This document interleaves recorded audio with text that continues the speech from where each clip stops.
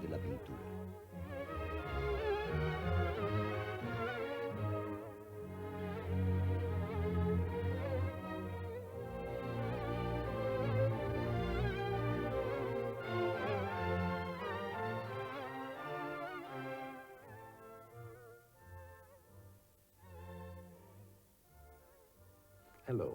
Hola, soy Alfred Heineken. Mi negocio es la cerveza, pero el arte es mi hobby. Tengo la suerte de compartir esta afición con un gran experto, mi amigo Pierre Janssen, que les revelará los secretos de la pintura en esta serie. Espero que les guste.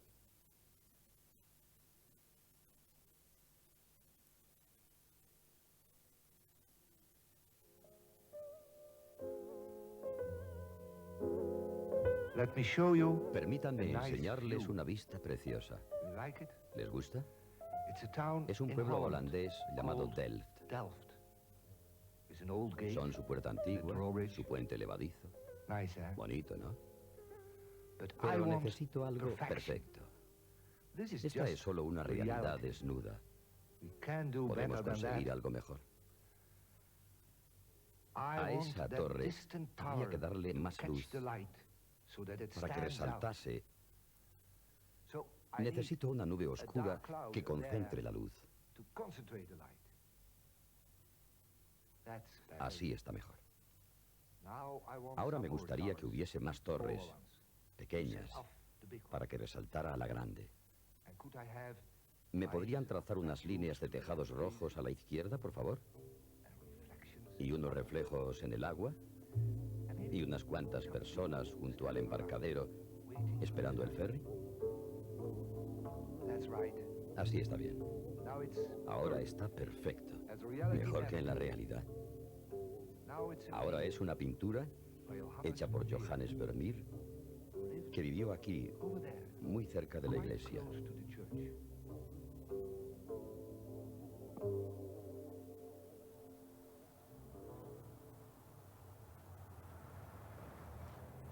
Su casa ha desaparecido, pero sabemos que vivía aquí, donde ahora está la iglesia.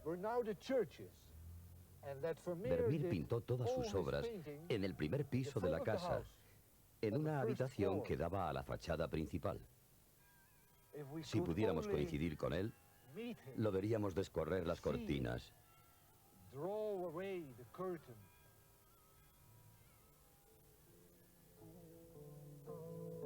Aquí está. Está haciendo su autorretrato. ¿O no? No, en absoluto. Porque observen lo que el artista está pintando.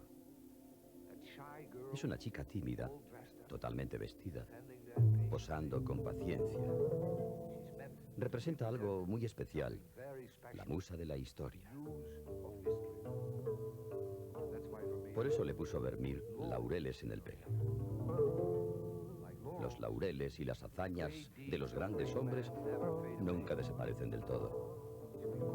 La musa de la historia los guarda en un gran libro que lleva en las manos. Después, para celebrarlos, los anunciará a los cuatro vientos con su trompeta.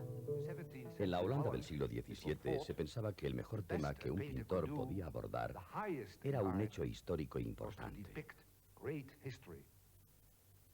Por eso Vermeer, en este cuadro, cumplió con ese deber sagrado de todo pintor holandés.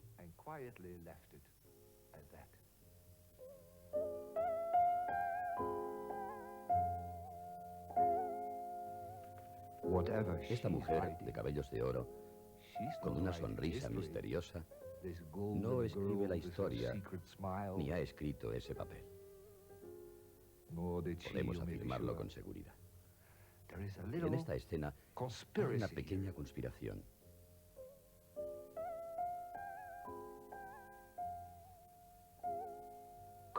Si pudiéramos, entraríamos en la habitación a hurtadillas y echaríamos una mirada al escrito.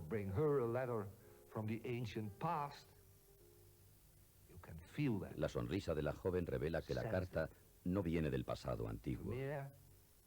Es algo que se siente en el ambiente.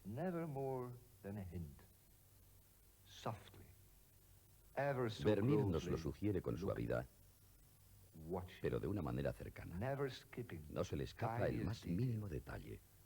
Lo observa todo sin perder de vista el conjunto. Todas estas habitaciones mágicas quizás sean la misma habitación en la que él trabajaba en el primer piso de su casa. ¿Es creíble esto? Tenía 11 hijos que jugueteaban por la casa, pero jamás se ve a ninguno en los cuadros, ni se oye un ruido inesperado, ni hay un movimiento repentino. Nada perturba la serena elegancia de estos recuerdos.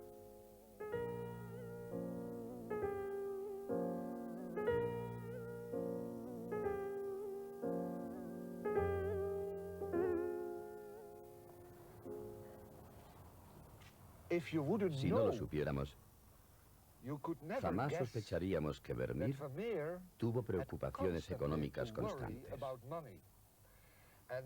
Tuvo que convivir con una suegra de mal carácter que siempre estaba riñendo con todo el mundo, menos con él. A pesar de la familia tan numerosa del pintor, la suegra vivía con ellos. Vermeer debió de ser de un carácter extraordinario. Vermeer nació aquí, en Delft, en 1632. No sabemos casi nada de su vida. A los 21 años ya era un reconocido maestro en el gremio de los pintores, aquí en Delft, no en Europa, como Rembrandt. No se le conocía ni en Ámsterdam. Era solo un artista local, y sus obras se vendían muy baratas. Un Vermeer auténtico podía costar unos 20 o 30 florines, 20 o 30 florines. Esta casa que tengo detrás tiene ahora un aspecto feo, con una fachada del siglo XIX. En tiempos de Vermeer, en el siglo XVII, era una casa preciosa, en la que vivía un impresor llamado Jacob Decius. Era propietario de 20 Vermeers. Imagínense, 20 Vermeers en esta casa, sin seguridad, sin vigilantes, sin medidas contra el fuego, sin ni siquiera una alarma contra incendios. Decius tenía en propiedad esta vista de Delft y otra pequeña maravilla llamada la callejuela.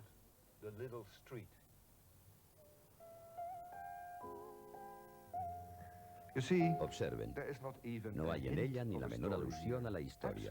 Nada sucede en esta callejuela. Dos mujeres en sus quehaceres ordinarios, dos chicos jugando. Eso es todo. Pero naturalmente sucede algo extraordinario.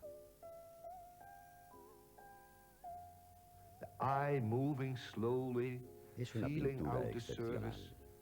Los ojos se mueven lentamente, sondeando la superficie en busca del color.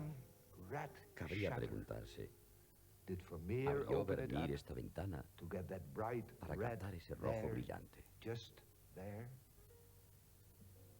Eso creo yo. Es su poder mágico. Le gustaba hacer pensar al espectador que lo que pintaba era verdad, que solo había que mirar para verlo. Tenía la fuerza de conseguirlo.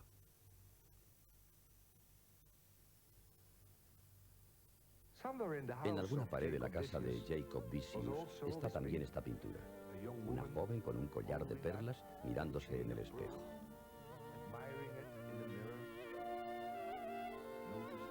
Observen el rojo de la cinta de su pela, el color dorado de su chaqueta y de la cortina, y la pared desnuda para que la luz refleje suave y difuminada.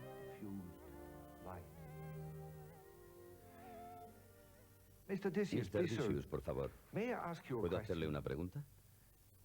Teniendo en casa a esta joven hermosa y enjollada, ¿para qué quiere usted esta otra que tiene colgada en la pared, que está vertiendo leche en una cazuela?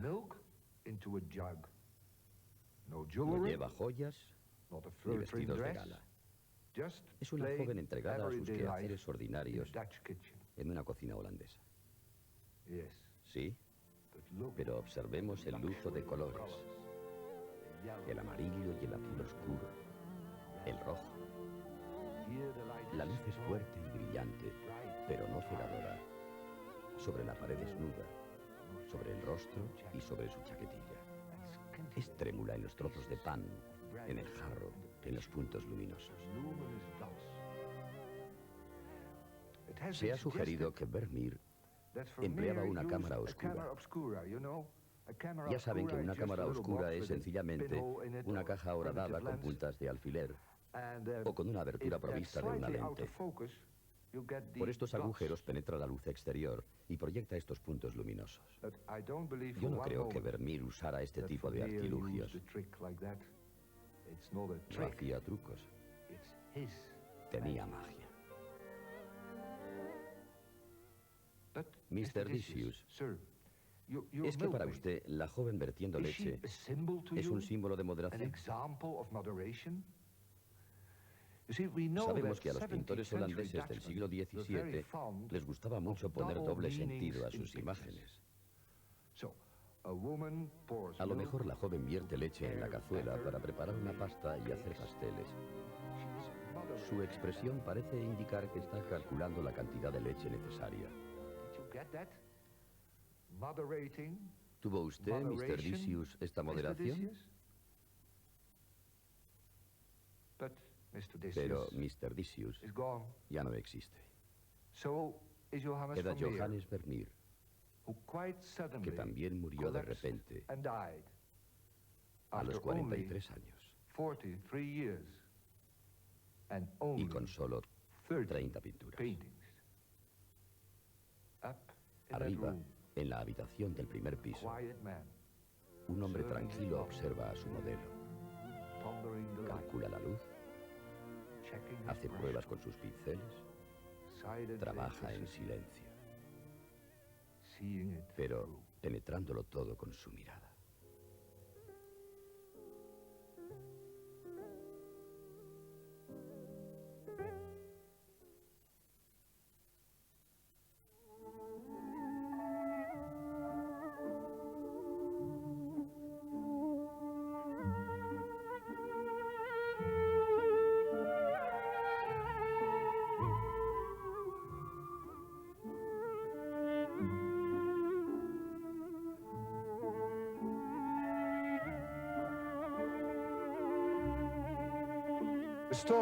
La historia pudo terminar aquí, en Ninen, un pueblecito holandés diminuto y triste. El pastor de su iglesia tenía un hijo de carácter difícil que no lograba encontrar su camino. Había trabajado en una galería de arte de la que fue despedido. Fue profesor en un internado, vendedor en una librería, predicador laico entre mineros, los más pobres de los pobres. Lo intentó todo, pero en todo fracasó. Agobiado por sus fracasos, volvió a casa. Pero tenía una ilusión. Había decidido ser artista. Se había obsesionado con ser pintor. Y pintó para sus padres una iglesia pequeña. Está bien. No carece de talento, quizá. Es una pintura opaca, sombría. Pero ¿qué importa? Mírenla otra vez. 6 años y medio después, el hijo del pastor volvió a pintar otra iglesia. Ahora el color es firme. El edificio parece temblar, como una roca en los acantilados junto al mar. El cielo se agita. La pintura tiene una fuerza irresistible. ¿Y qué pasó después?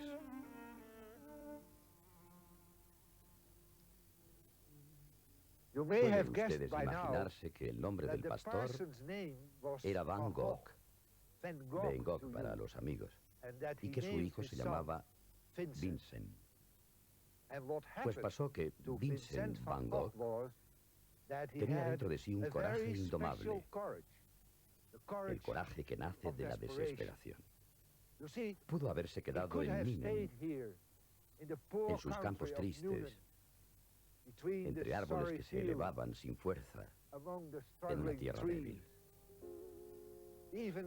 Han pasado 100 años y aún ahora Ninen permanece con su eterno paisaje otoñal. Grave, solemne, melancólico. Así habría sido la pintura de Van Gogh de haberse quedado aquí. Pero Vincent Van Gogh no se quedó, escapó. Desapareció del horizonte de Ninen, tomó el tren para Amberes, después a París, posteriormente al sur de Francia, luego al norte otra vez. Lo arriesgó todo por su ilusión de ser pintor, por su decisión de ser artista, como si algo así pudiera decidirse. Pudo haber fracasado, pero Van Gogh siempre estaba jugando su última y única carta. Llegó a la Provenza exhausto de la ajetreada vida de París. Bebía mucho y de nuevo vio de cerca el terrible rostro del fracaso. Pero inmediatamente se puso a pintar flores de primavera. Aún había nieve en los campos y hacía un frío terrible en aquel marzo de 1888. Por eso pintó un ramo de flores en una jarra, que iba a ser el comienzo de una serie dedicada a las orquídeas. Muchas flores salieron de su caballete. Pintó primero una orquídea blanca, ligera, grácil. Después una rosa. Los pinceles se precipitaban sobre el lienzo con manchas rápidas de color a toda prisa. El ritmo era vertiginoso. Aún no había acabado una obra cuando proyectaba la siguiente. Hacía 2 años y medio que se había marchado de Ninen.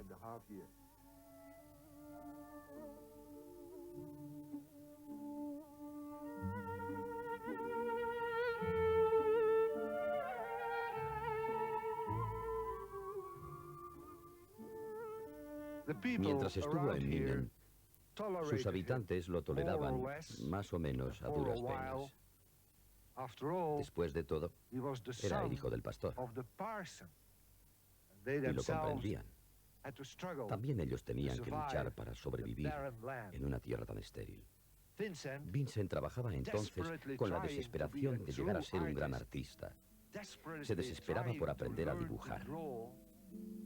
Observaba a las personas, su estilo de vida, la extrema pobreza en que vivían, y las pintaba lleno de compasión y también de admiración.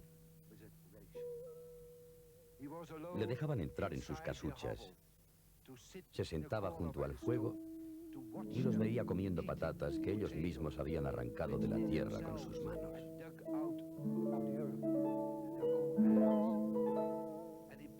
Pero en estas pinturas no aparecía ni la más ligera sombra de belleza.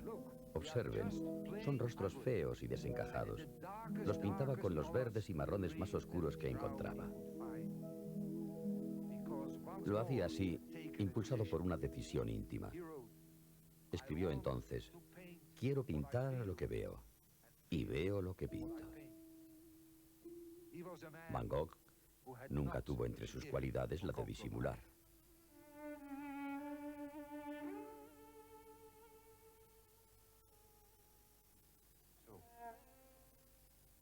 ¿Creen que habríamos oído hablar de Van Gogh si no se hubiera marchado de Ninen?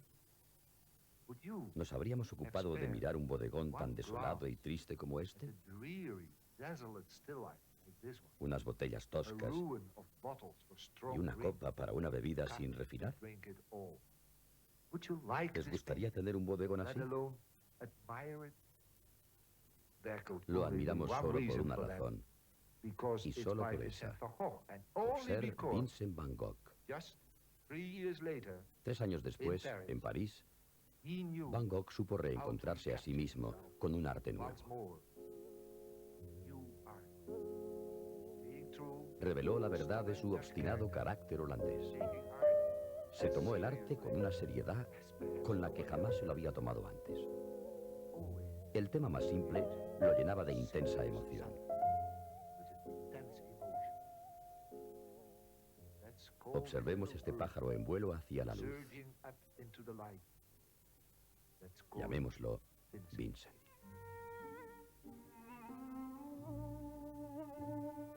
Lo pintó en París en 1887. Tenía 34 años. Ahora sabemos que le quedaban fuerzas para 3 años más.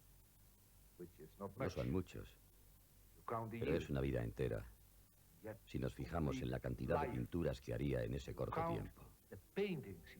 610. Sí, 610 pinturas más, sin contar innumerables dibujos.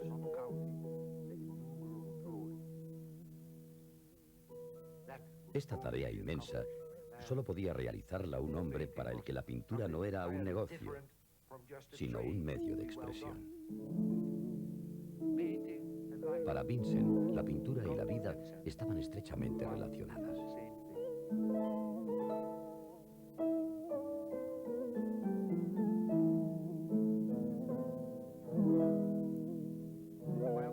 Estando en la Provenza, supo que había muerto lejos, en Holanda, un amigo suyo. Quiso recordarlo con esta pintura, porque como escribió en una carta, era un amigo afectuoso y alegre.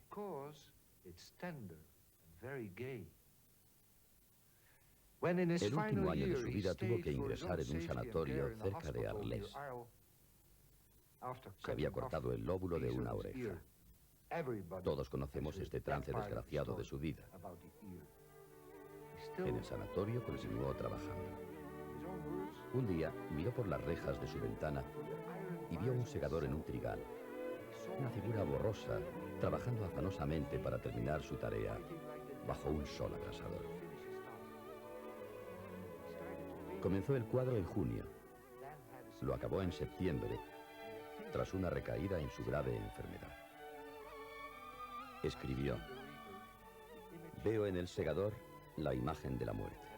La humanidad es el trigo que siega el labrador. No hay tristeza ni pesadumbre en esta pintura. Es un campo alegre bajo el oro restallante del sol.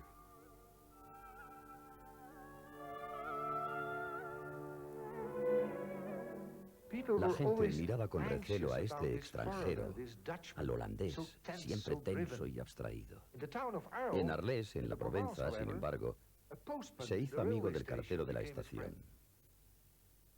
El cartero y su mujer le invitaron a su casa. Madame Roulin se sintió halagada de posar para el pintor. Van Gogh le hizo un retrato. Ahora, por favor, imagínense la escena. Una mujer sentada con un trozo de cuerda en la mano, meciendo una cuna. ¿Ya se la han imaginado? Vean cómo la concibió este holandés genial.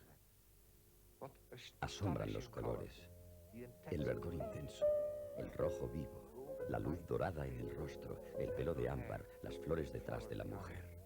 ¿De dónde sacó todo esto? Las flores eran papel pintado.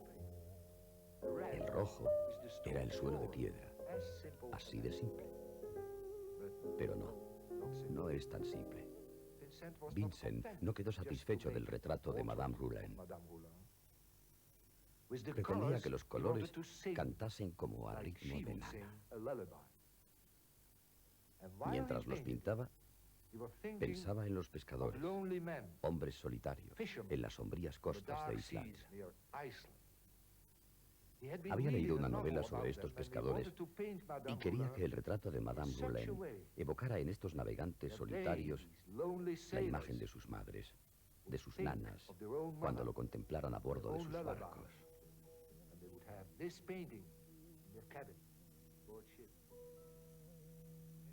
Parecía imposible. Pero Vincent Van Gogh lo consiguió, porque también él era un navegante en la soledad. Tenía este cuadro tanta significación para él que repitió su Berceuse 5 veces, intentando siempre darle mayor resplandor. Les diré cómo. Se le ocurrió al poner el retrato entre 2 girasoles como estos que había pintado.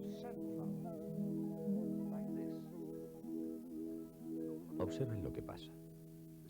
Los girasoles producen destellos como candelabros. Y Madame Roulin la mujer del cartero, se transformó en una santa medieval representada en una vidriera. Vincent Van Gogh escribió en julio de 1890: arriesgué mi vida por mi obra. Lo escribió en una carta que no pudo enviar. Su historia había terminado.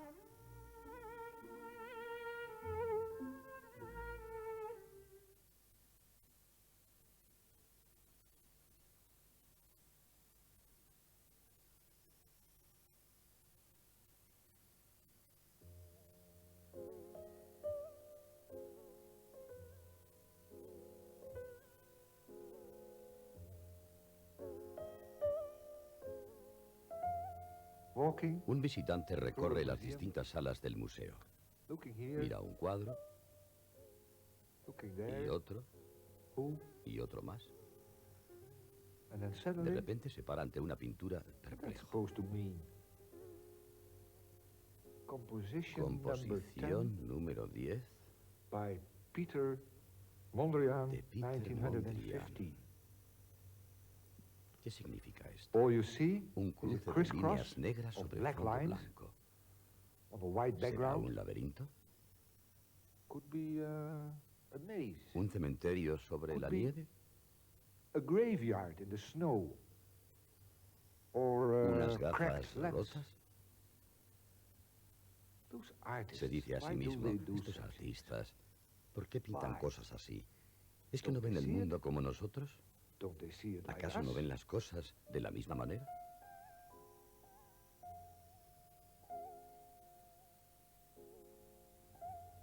No. No.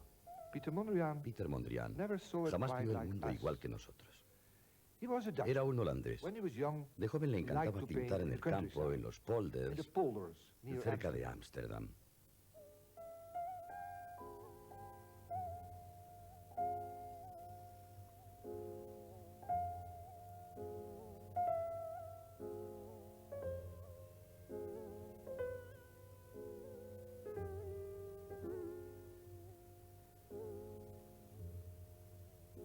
A quiet stream, Un arroyo an old tranquilo, farmstead, una granja rodeada secluded de by trees. árboles. He is shy to Mondrian disturb se the mantiene a peace. distancia, He keeps his es distance. tímido y He no quiere looks at perturbar reality la paz with del campo. veiled eyes, as if he could Observa hurt las it. cosas con ojos velados, como He para no returns to herirlas. the same Siempre spot vuelve al mismo over lugar. and over again. Gradually, Gradualmente his se va attention viendo seems más to be atraído drawn por los more árboles by the que por trees las casas. than by the house. These black Unas lines líneas negras against sobre the el sky, cielo, un dibujo en drawing una in a painting. pintura.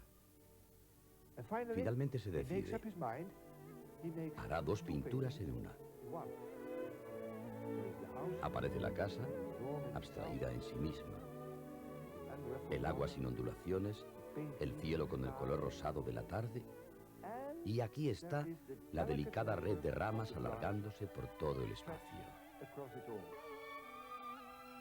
You see? Observen que este es el mismo pintor que años después In 7 solo years later, trazará las líneas negras sobre un fondo blanco. black lines on a white background.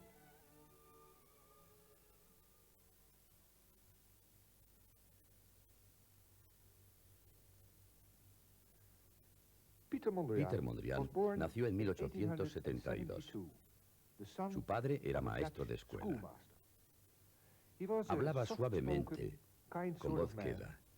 always a Su bit timidez le hacía awkward, retraerse de la vida daily life, ordinaria, but in his pero en art, su arte alcanzó he cotas became de gran very sure seguridad of en sí himself. mismo y, claro, and indeed, nunca vio he el never mundo saw it como lo quite vemos like nosotros. us.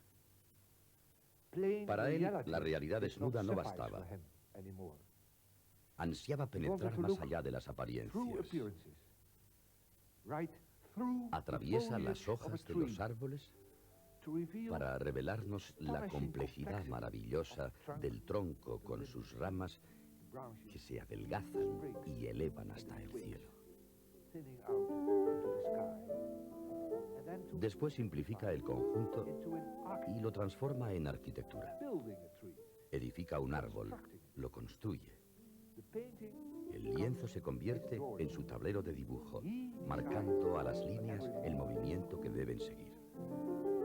El árbol ya no es algo que crece en el campo.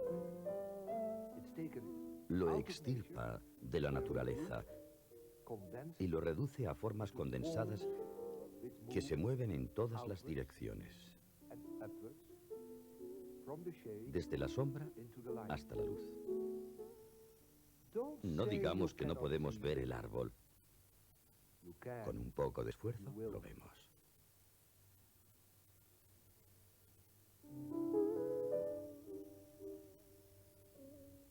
Quizá haya un observador suspicaz y diga: este Mondrian simplemente no sabe dibujar. Esto es todo lo que suele decirse de estos artistas. ¿Saben dibujar o no? A esto se reduce la cuestión. Pues bien, les mostraré algo. Aquí tienen una pequeña iglesia holandesa, tal y como puede verse en la actualidad. No hay trucos. Es tal como la dibujó Mondrian en 1909. ¿Sabía dibujar o no? Sin duda es un dibujo perfecto. Ahora sigan observando, porque esta es una pintura de la misma iglesia que hizo Mondrian un año después. La simplificó, cambió el color por un rojo fuerte, pintó de verde el cielo para realzar el contraste. Desde esta pintura, la iglesia ya no es pequeña. Es uno de los edificios más famosos construidos por el hombre.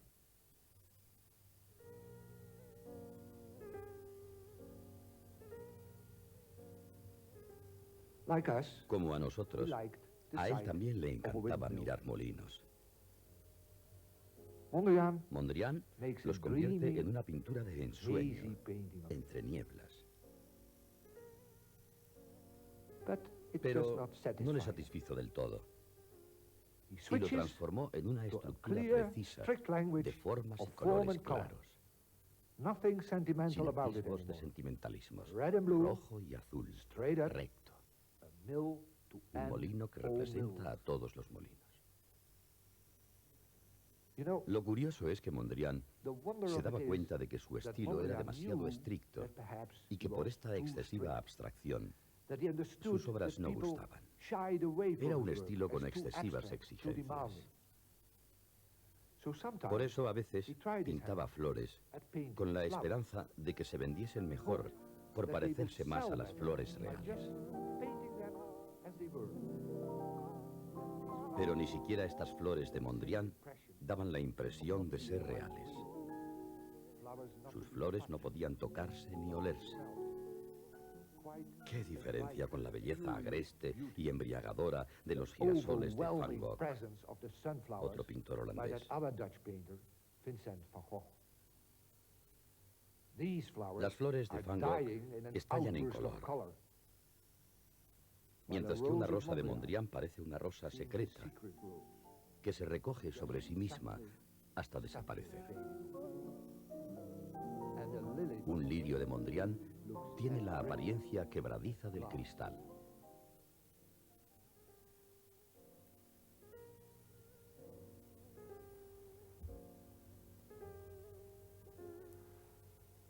Un amigo suyo dijo que Mondrian habitaba en un piso demasiado alto para poder vivir la vida ordinaria.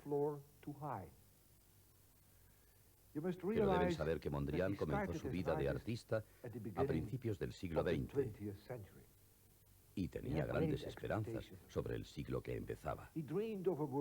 Soñaba con un mundo en el que el espíritu humano triunfara sobre las emociones. La emoción destruía la vida de las personas y era la causa del caos en la sociedad.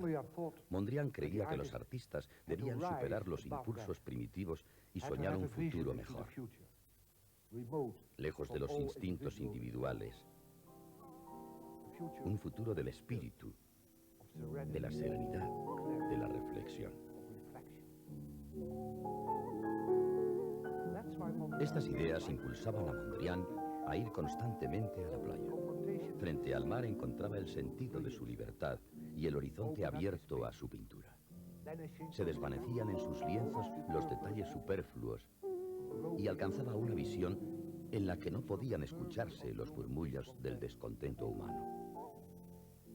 Sus lienzos junto al mar mostraban una pura visión total, de paz duradera.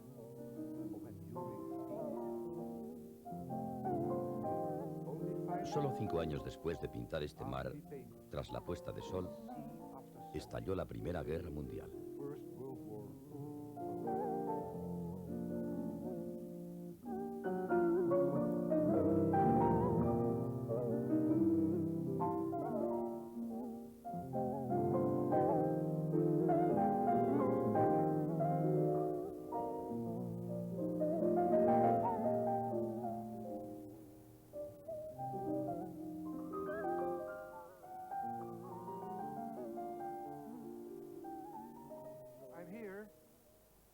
Aquí estoy en la playa de una de las islas holandesas. Detrás de mí se extienden las dunas que Mondrian pintó. Frente a mí, el mar. Les presento una reproducción de esta extraña pintura con cruces negras sobre fondo blanco.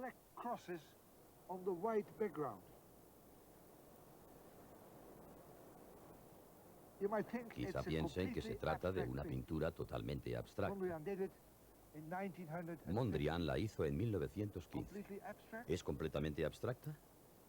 Miren el mar. Hay que mirar el mar para descifrarla. Observen las líneas negras de largas hileras de pilares hundidos en el fondo para romper las olas.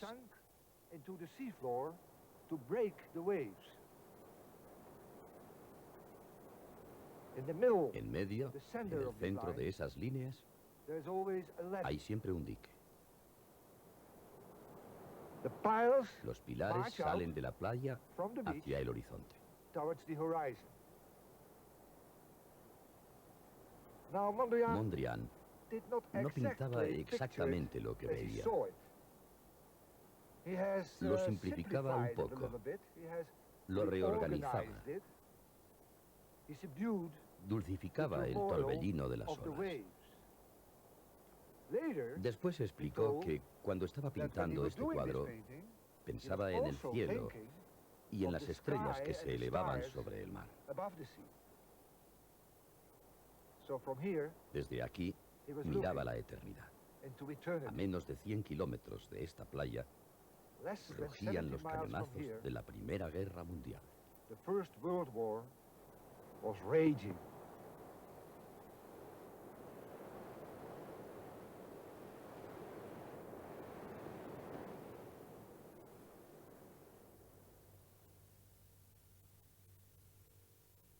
Al parecer, Mondrian había tomado una decisión. En adelante, rechazaría en sus pinturas todos los vaivenes del mundo. Solo pintaría lo verdadero, no las apariencias que siembran la confusión, ni las ilusiones de los ojos. Solo pintaría líneas rectas, la imagen de lo puro y del equilibrio exacto. En 1917 busca este equilibrio en una composición con planos de color. Exactamente aquí, no allí. Con absoluta precisión. Los colores son suaves, pero estrictos, como lo es Mondrian, que ya no cambiará jamás. Posteriormente, no admitirá más que el rojo más puro, el amarillo, el azul, introducidos en líneas negras. Y aun esto quizá le parecía excesivo. Por eso en 1933, el año en que Hitler asumió el poder en Alemania, Mondrian pintó 4 barras amarillas sobre fondo blanco. Nada más. Solo caben 2 actitudes ante esta pintura. Se puede tomar o dejar. Dejarte envolver en su atmósfera de paz silenciosa, de tranquilidad en medio de la tormenta, o pasar de largo. Mondrian no se desvía de su rumbo. Murió en 1944 en Nueva York. En 1986, en una subasta, se vendió en más de 5 millones de dólares una pintura suya. Una composición con solo unas líneas negras y un pequeño triángulo rojo.